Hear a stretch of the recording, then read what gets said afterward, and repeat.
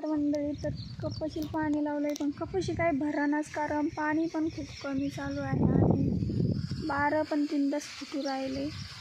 कारण आमचं थोडं वाळवट वावर आहे, त्याच्यामुळे इथं बारच बसत नाही आणि आमची कपाशी फक्त बिगा भरच आहे. तर आणि थोडा घास आहे आणि गिन्नी आहे.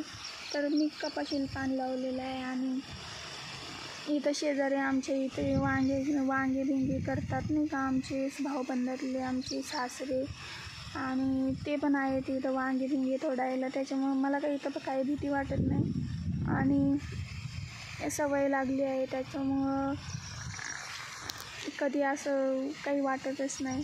तर इथं आमच्या शेजारी एका घरी आज पहाटेने वाघाने एक शेळी नेली. तर आमचे दत्तूभाऊ म्हटले की तुम्ही एकटी पाणी धरू नका इथं. पण म्हटलं जाऊ द्या, आता पाणी धरायला पण कुणी नव्हतं. म्हटलं काय नाही होत, जे नशिबात असेल ते होईल.